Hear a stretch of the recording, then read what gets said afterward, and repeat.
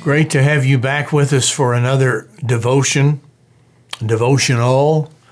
I hope that these are helpful and thought-provoking and inspiring for some midweek inspiration as we move through this season of waiting, sheltering, hoping, praying, adjusting, and hopefully planning for life beyond this. And as I've told you before, I don't think it's going to be back to normal. I think it's going to be adjusting to a new normal. There'll be many qualities of what was, yet again, but there are going to be some new ways of doing things as well, and we'll adjust to that just as we always have after wars or storms or whatever the challenge has been. So today I want to think with you about being a great person of influence. Do you ever give that thought? Do you ever look around and set your sights on or your goals toward being a person of great influence? And if so, who are you influencing and for what purpose? Is it your success, your dominance, your power, your agenda, your objectives? Or is there a time in your life that's a priority that you give thought and planning and preparation to being an influence for God?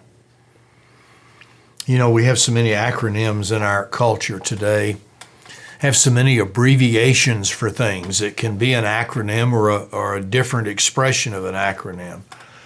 Think about a CPA. I just asked my CPA a question earlier today, Certified Public Accountant. Corporations have a CEO, Chief Executive Officer. CFO is a Chief Financial Officer. We have all sorts of abbreviations. One of the most common abbreviations and one that draws us a lot is that of a VIP. We all want to be important.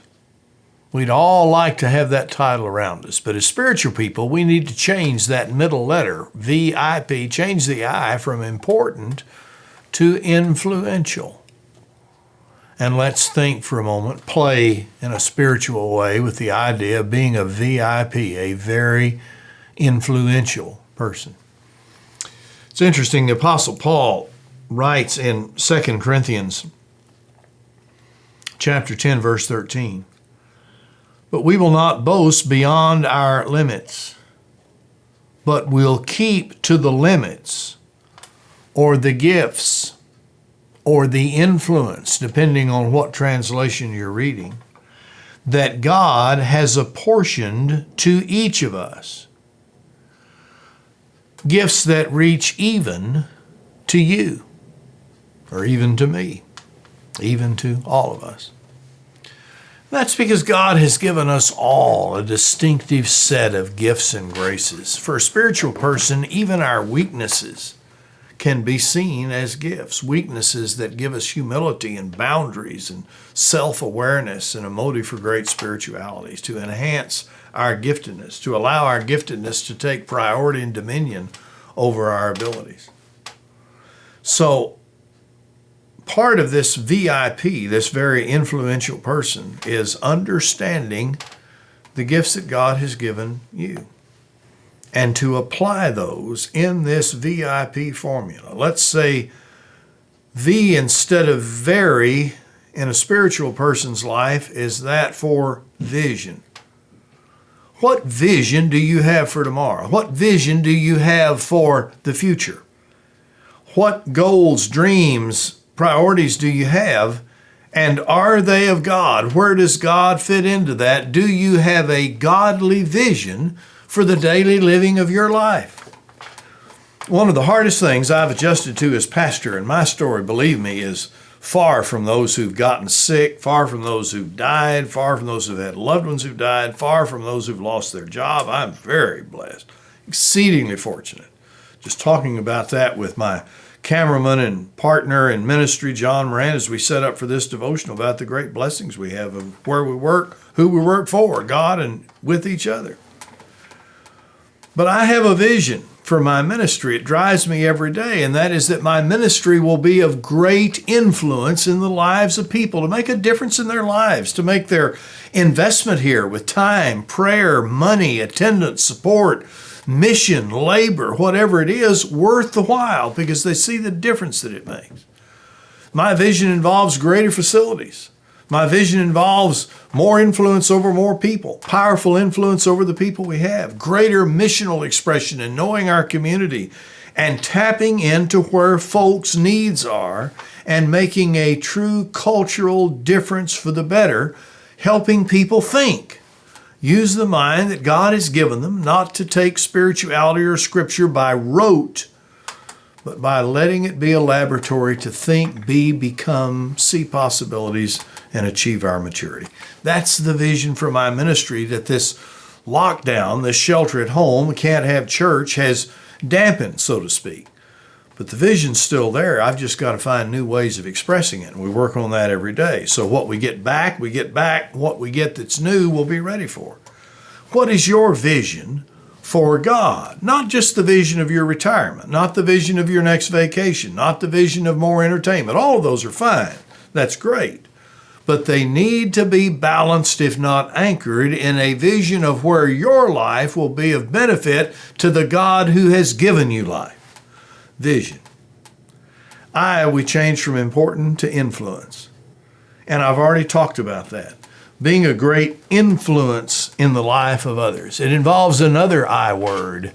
It's called integrity.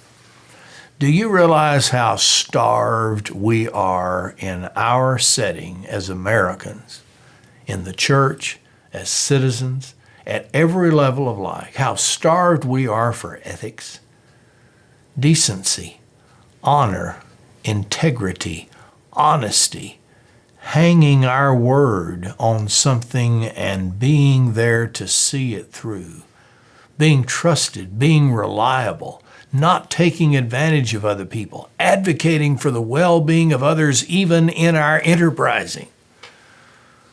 See, if an influential person is one of great integrity, watch great people fall when all of a sudden their lack of integrity is exposed, and that's becoming the common norm. And we need to remember that people who follow Christ live and have vision with integrity. And then the P, we're going to change from person to purpose. Because an integrity-based vision to serve and please God and advance godly causes, godly opportunities and principles will bring a great sense of purpose to every day.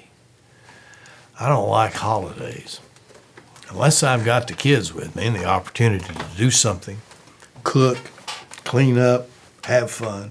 Those holidays I find myself by myself when I can't come to work, really can't do ministry respecting other people's privacy, I find to be long, lonesome, and boring. But those days I have purpose, and that God is in that purpose, and there's integrity in my motives and my efforts. Those days are worth the living. And I look forward to coming to work. I'm energized through the day. I'm energized when it's over. I look forward to the next day that's coming.